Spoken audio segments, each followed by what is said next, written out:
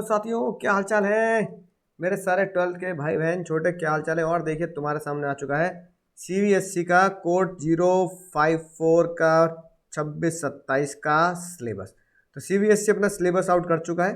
धीरे धीरे आपको समझना चाहिए कि सर हमें किस तरीके से पढ़ना है और हमें किस तरीके से तैयारी करके चलनी है, ताकि हमारे पूरे में से पूरे टारगेट 100 में से 100 हर साल का यही रहता है और इस साल का भी 100 में से 100 है ना। वीडियोस जो मैं बना रहा हूँ, क्लास में पढ़ाता हूँ, तो VIDEOS वीडियोस आपकी बिल्कुल बढ़िया तरीके से यूट्यूब पर जा रही हैं। साथ साथ आप रिवाइज भी करते जा रहे होंगे और आपको पता भी लग रहा होगा सर कि मंडे वेनसडे फ्राइडे को इको आती है प्लस इको इको आती है प्लस BST आती है और TTS में आपकी आ रही है अकाउंट्स की वीडियोस। तो मंडे वेडनेसडे फ्राइडे इको पढ़ रहे हैं और TTS में हम अकाउंट्स पढ़ रहे हैं। ये सभी बढ़िया तरीके से आप जानते हैं। अब देख लेते हैं सर हमारा सीबीएसई का सिलेबस क्या कहता है। सीबीएसई का सिलेबस क्या कहता है, तो सीबीएसई का सिलेबस कह रहा है सर आपकी 2 किताबें आपको देखने के लिए मिलेंगी, जिसमें आपको 80 मार्क्स का पेपर मिलेगा। पार्ट ए और पार्ट बी, ये आपकी 2 किताबें होंगी सर। यानी सीबीएसई के हिसाब से एनसीईआरटी आपको 2 पार्ट में किताबें देगा, ठीक है। टोटल अगर पहले की बात करें बाबू, टोटल पहली किताब में 50 मार्क्स की, दूसरी 30 मार्क्स की आपको देखने के लिए मिलेगी, जिसमें चैप्टर क्या होंगे। पहले 3 चैप्टर 16 मार्क्स के, प्लानिंग एंड ऑर्गेनाइजिंग ये 2 चैप्टर 14 मार्क्स, यानी कि बहुत ही इंपॉर्टेंट है। 2 में ही आप क्या कर रहे हैं, आप 2 में 14 मार्क्स है ना क्या कर पा रहे हैं, धकेल पा रहे हैं इसमें और इसमें। इन दोनों से ही आप 14 मार्क्स गेन कर पा रहे हैं। बल्कि जो ये बड़े चैप्टर है, बल्कि छोटे हैं, ये थोड़े बड़े चैप्टर हैं, है ना। ये बड़ा चैप्टर है, लेंदी है, ये थोड़ा लेंदी है, ठीक है ना। ये ये छोटू चैप्टर है। तो फिर भी 2 बड़े चैप्टर और छोटू चैप्टर मिलकर 16 मार्क्स का आ रहा है, लेकिन 2 मीडियोकर या छोटे चैप्टर मिलकर आपको 14 मार्क्स गेन कर रहे हैं। यानी यहाँ आपके हाईली चांस बनते हैं मार्क्स गेन करने के। उसके बाद स्टाफिंग डायरेक्टिंग कंट्रोलिंग, ये 3 चैप्टर आपको देने वाले हैं। 3 चैप्टर आपको देने वाले हैं, स्टाफिंग डायरेक्टिंग कंट्रोलिंग 3 चैप्टर आपको देने वाले 20 मार्क्स, जिसमें से स्टाफिंग और डायरेक्टिंग बड़े चैप्टर है और ये छोटू चैप्टर, ये कंट्रोलिंग है छोटू, ये छोटू चैप्टर है। तो इस तरीके से आपके 50 मार्क्स बनते हैं। इस तरीके से आपसे 50 मार्क्स बनते हैं, 16 14 और 20, 16 14 और 20, इस तरीके से 50 मार्क्स बनते हैं। उम्मीद है आपको, आपने नोटिंग भी कर ली होगी। फिर अगर बात करें तो यहाँ पे बिल्कुल बैलेंस किया है, यहाँ 2 चैप्टर रखे हैं, यहाँ 2 चैप्टर रखे हैं। ये दोनों ही फाइनेंशियल मार्केट और फाइनेंशियल मैनेजमेंट, ये बिल्कुल बेस्ट कॉम्बो है। एक छोटा है एक बड़ा है, यानी कि ये बड़ा चैप्टर है ये छोटा चैप्टर है। कंज्यूमर प्रोटेक्शन और मार्केटिंग ये थोड़ा सा लेंदी चैप्टर है ना। और ये ओके है, छोटा भी मान सकते हैं बड़ा भी मान सकते हैं, मीडियोकर टाइप का चैप्टर है। तो यहाँ पे 15-15 मार्क्स है, पहले 2 15, दूसरे 2 15 मार्क्स है। इस तरीके से आपके टोटल 50 तोला और 30 तोला टोटल 80 मार्क्स का पेपर आपका कवरेज होता है। लेकिन अगर हम बात करें तो सीबीएसई चाहता क्या है। सीबीएसई आपसे ये चाहता है बाबू, जो बहुत ही खतरनाक बात है,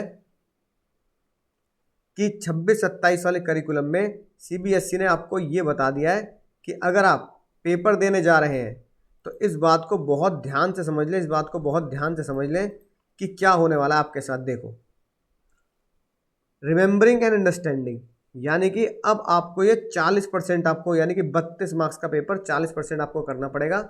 32 मार्क्स का 40% आपको करना पड़ेगा, ठीक है। यानी कि आपको इंटरप्रिटेशन, गिवन डिस्क्रिप्शन, मतलब एक तरीके से डायरेक्ट क्वेश्चन, अगर आप बोलोगे थोड़े डायरेक्ट क्वेश्चन के टाइप आपको मिलेंगे 40% के, यानी कि सिर्फ 32 मार्क्स, 80 में से 32, 40%। लेकिन अगर आप देखो तो सीबीएसई ने यहाँ पर लोचा क्या कर दिया, उन्होंने अब ये 60 मार्क्स से कर दिए case study. Case based question जो है ये आपके 60 मार्क्स से कर दिए, यानी 60 मार्क्स का मोटा मोटी 60% के कर दिए, 60% के, है ना। यानी कि अब आपको देखने को मिलेंगे 80 में से 48 मार्क्स के। 80 में से 48 मार्क्स का पेपर आपका केस स्टडी बेस कर दिया गया है, राइट। जिसको सीबीएसई ने क्या बोला कि भाई हम मानते हैं प्रॉब्लम को, न्यू सिचुएशन को आपके नॉलेज फैक्टर टेक्निक्स के द्वारा अप्लाई की जानी चाहिए। आपको कुछ एनालिसिस करनी पड़ेगी, कुछ क्रिएटिविटी करनी पड़ेगी, ठीक है ना। प्रेजेंट एंड ओपिनियन आपको देनी पड़ेगी, आपको जजमेंट करना पड़ेगा कि जो ये पूछा जा रहा है वो ठीक पूछा जा रहा है नहीं पूछा जा रहा, ठीक है। इन्फॉर्मेशन कंपाइल टुगेदर, एक तरीके से अलग अलग भांति भांति प्रकार की केस स्टडी टाइप आपको देखने के लिए मिलेगी, है ना। एमसीक्यू में भी आपको केस स्टडी बेस्ड एमसीक्यू मिल सकते हैं, कुछ डायरेक्ट एमसीक्यू भी आपको देखने के लिए मिलेंगे, है ना। तो आपको ये बात समझ में आ जानी चाहिए कि अब पेपर अब पेपर 48 मार्क्स, मोटा मोटी 48 मार्क्स और टोटल 60% आपका हो चुका है, मोटा मोटी 48 मार्क्स और टोटल 60 नंबर परसेंट आपका केस स्टडी बेस हो चुका है। इसके साथ साथ अगर आप चैप्टर की वेटेज के हिसाब से जाएंगे, चैप्टर वाइज अगर मेरे साथ चलते चले जाएंगे तो जल्दी जल्दी से मैं आपको टोटल चैप्टर का ओवरव्यू करा देता हूँ। ठीक है, पहला चैप्टर है nature and significance of measurement, जो हम अब ऑलरेडी स्टार्ट कर चुके हैं, है ना। राइट, आपको वीडियोस आ रही हैं और आप ध्यान से उन वीडियोस को देख भी सकते हैं बिना किसी टेंशन के, ऑलरेडी स्टार्ट कर चुके हैं। राइट, कॉन्सेप्ट है effectiveness and efficiency, effective efficiency, ये तरीके से मैंने तुम्हें समझाया है ना। यहाँ पर ऑब्जेक्टिव्स भी हैं, इंपॉर्टेंस भी है, ठीक है। आर्ट साइंस प्रोफेशन है, राइट, और यहाँ पे top level, middle level, lower level और साथ साथ फंक्शन जो हम पढ़ेंगे आगे, और साथ साथ कोऑर्डिनेशन है, यानी कि पूरा का पूरा सिलेबस, है ना, जो हमारी किताब में है वो पूरा का पूरा सिलेबस आपको यहाँ पे देखने के लिए मिल रहा है। प्रिंसिपल ऑफ मैनेजमेंट में बिल्कुल सिंपल सी बात है, कॉन्सेप्ट तो होता ही होता है, ठीक है, इंपॉर्टेंस भी है, और साथ में फेयोल सर के प्रिंसिपल है और टेलर सर की टेक्निक और प्रिंसिपल है, बस बिल्कुल सही बात। बिजनेस एनवायरनमेंट में अगर आप देखें तो कॉन्सेप्ट होगा बिजनेस एनवायरनमेंट का, राइट, साथ साथ क्या होगा, डायमेंशंस होंगी और डिमोनेटाइजेशन होगा, यानी कि एलपीजी वाला कॉन्सेप्ट पहले भी डिलीट था और अभी भी डिलीट ही है, एलपीजी अब नहीं पूछा जाता। राइट, प्लानिंग की अगर बात करें तो कॉन्सेप्ट ऑफ प्लानिंग है, इंपॉर्टेंस है, लिमिटेशन है, इंपॉर्टेंस है, स्टेप्स आ गए आपके सामने प्लानिंग के, और साथ साथ ये types of plan, single use और स्टैंडिंग प्लान, ये टाइप्स ऑफ प्लान आपको हमेशा एग्जाम के लिए बहुत इंपॉर्टेंट बनते हैं, सिंगल यूज और मल्टीपल यूज प्लान। ऑर्गेनाइजिंग की इंपॉर्टेंस आ जाती है, ऑर्गेनाइजिंग के स्टेप्स भी आ जाते हैं, साथ साथ इसमें फॉर्मल और इनफॉर्मल स्ट्रक्चर है, ठीक है, ये पहले भी था। डेलीगेशन और डिसेंट्रलाइजेशन वाला कॉन्सेप्ट है, ये पहले भी था और अभी भी है, सेम कॉन्सेप्ट चला रहा है। स्टाफिंग के उसमें देखो तो अब स्टाफिंग का प्रोसेस आ गया, यहाँ HRM का कॉन्सेप्ट है जो अपनी किताब में एक ही पेज में हमने सॉल्व कर रखा है, पूरा प्रोसेस है, सिलेक्शन प्रोसेस है, साथ साथ ट्रेनिंग एंड डेवलपमेंट, यानी कि कोई भी चेंज नहीं है, जैसे पिछले साल की किताब है वही आप इस्तेमाल कर सकते हो, तो बिल्कुल सेम मिलेगी आपको ट्रेनिंग वगैरह, वेस्टिबल ट्रेनिंग, ठीक है। इसके साथ साथ आप देखेंगे तो डायरेक्टिंग में क्या आ रहा है, एलिमेंट्स ऑफ डायरेक्टिंग में क्या होते हैं, 4 एलिमेंट होते हैं सर डायरेक्टिंग के, मोटिवेशन, लीडरशिप, मोटिवेशन में Maslow hierarchy, need, financial, non financial, ये सेम है, ठीक है, कौन से स्टाइल, अथॉरिटी, ये लीडरशिप सेम है, और कम्युनिकेशन में फॉर्मल, इनफॉर्मल कम्युनिकेशन, बैरियर और हाउ टू ओवरकम बैरियर, ठीक है, राइट। ये जो क्वेश्चन है ओवरकम बैरियर, ये जो आपको क्वेश्चन ओवरकम बैरियर, ये 2026 के एग्जाम में पूछ लिया, 2026 के एग्जाम में ये आ गया, कैसे ओवरकम करा जाता है बैरियर्स को, राइट। तो ये आपके सामने कंट्रोलिंग का बहुत छोटू चैप्टर है, कंट्रोलिंग के चैप्टर में आप देख पा रहे हैं बहुत ही सिंपल सी बातें लिखी है कि कंट्रोलिंग की इंपॉर्टेंस क्या है, साथ साथ रिलेशनशिप, ये बहुत ही खतरनाक बात है, ये एग्जाम में जरूर पूछी जाती है, रिलेशनशिप क्या है और स्टेप्स, क्योंकि मेनली दो ही चीज़ें हैं इसमें, स्टेप्स, कंट्रोलिंग के स्टेप्स बता दो और कंट्रोलिंग और प्लानिंग के रिलेशनशिप बता दो, तो ये बहुत ध्यान से पढ़ने वाली बात है। फिर बुक 2 पे आ जाते हैं, बुक 2 में हमारा फाइनेंशियल मैनेजमेंट वाला जो हमारा चैप्टर है, ठीक है, उसमें कॉन्सेप्ट एंड रोल है ही, इसके साथ साथ इनमें 3 डिसीजंस होते हैं, इन्वेस्टमेंट डिसीजन, डिविडेंड डिसीजन और फाइनेंशियल डिसीजन, ये सेम है। फिर फाइनेंशियल प्लानिंग आता है, ये भी सेम है, कैपिटल स्ट्रक्चर आता है, ठीक है, और ये भी सेम है, फिक्स और वर्किंग कैपिटल है, ठीक है, ये भी सेम है, थोड़ा बड़ा चैप्टर ध्यान से पढ़ने वाला है ना। साथ साथ इसमें क्या आ जाता है, साथ साथ में प्रैक्टिकल क्वेश्चन भी आता है, लीवरेज वाला, राइट, जो प्रैक्टिकल क्वेश्चन हम पढ़ते टाइम पे करेंगे। फाइनेंशियल मार्केट में मेनली सेबी और स्टॉक एक्सचेंज के बारे में बात होती है, 2 तरह की मार्केट होती है, कैपिटल मार्केट और मनी मार्केट, वो बिल्कुल सेम आ रहा है, राइट। स्टॉक एक्सचेंज के बारे में वही इंफॉर्मेशन है, functions and trading procedure same है, और सेबी के बारे में है कि सेबी क्या करता है, objectives and functions of SEBI, right, same. Marketing के बारे में बात करें, मार्केटिंग की फिलॉसफीज आ गई पहले, ठीक है, features of marketing, functions of marketing और मार्केटिंग फिलॉसफी, ये बेसिक चीज़ें आ गई।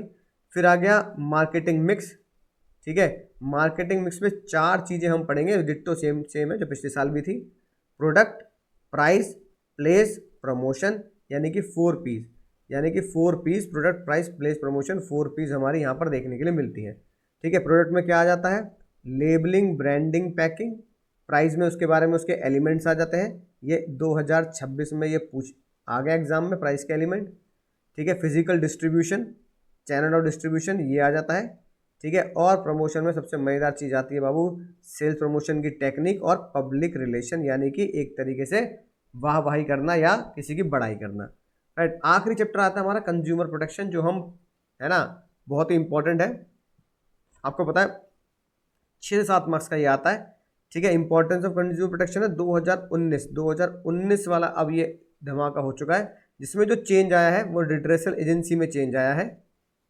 राइट।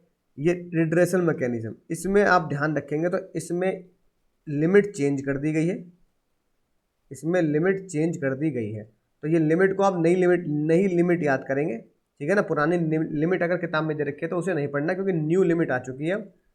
रिड्रेसल एजेंसी में न्यू लिमिट्स डाल चुके हैं, न्यू लिमिट्स, है ना, सीबीएसई डाल चुका है। एनजीओ के बारे में बात करेंगे तो एनजीओ के फंक्शंस क्या होते हैं हम साथ के साथ ये बात करते चलेंगे, बाकी सब सेम है।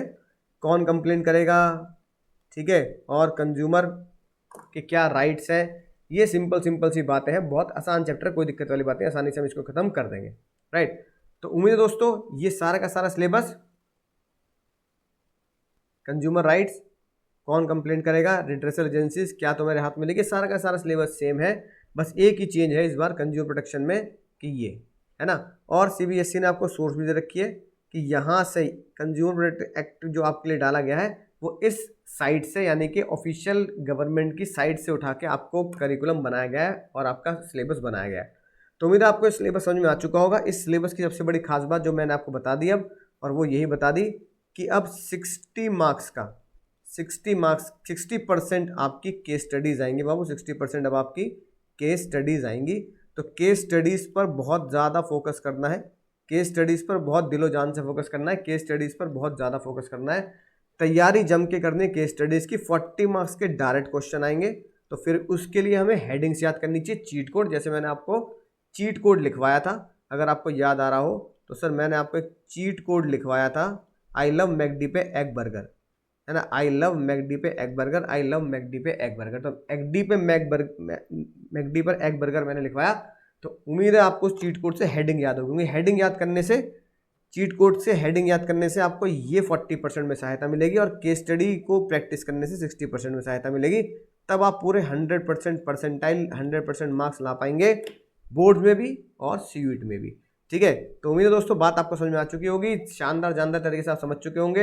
ऐप का लिंक डिस्क्रिप्शन में है, थोड़े बहुत नोट्स आपको ऐप पे मैं डाल दूंगा ताकि आप वहां से notes, hand written notes download कर सके, राइट। बुक आपको अगर अच्छी, कुछ बच्चे कहते हैं सर आपकी बुक कैसे मिलेगी, तो बुक का लिंक, जो बीएसटी की बुक है ना, बुक का लिंक डिस्क्रिप्शन में दे रखा है। आप अमेजोन से भी डायरेक्ट बुक को ऑर्डर कर सकते हैं। आप जो मेरा नंबर है ये 9958844550, इस नंबर से भी आप अपनी बुक को ऑर्डर कर सकते हैं, अपनी कलरफुल बुक को ऑर्डर कर सकते हैं जिससे मैं पढ़ा रहा हूँ। तो चलिए दोस्तों, आप चैनल से जुड़े रहिए। वीडियोस आपको अकाउंट्स की भी मिल रही हैं, इको की भी मिल रही है, बीएसटी की मिल रही हैं। Accounts plus eco plus BST सारे के सारी वीडियोस आपको बिल्कुल तरीके से पढ़ाने के लिए मिल रही हैं। तो उम्मीद है आप उसका पूरा फ़ायदा उठाएंगे और एग्जाम में पूरे में से पूरे नंबर लेके आएंगे। मैं मिलूंगा अगली वीडियो में अगले कॉन्सेप्ट के साथ, तो आप शेयर करना ना भूलें और सब्सक्राइब करना ना भूलें। Tata bye bye, take care, पढ़ते रहिए, सीखते रहिए, आगे बढ़ते रहिए।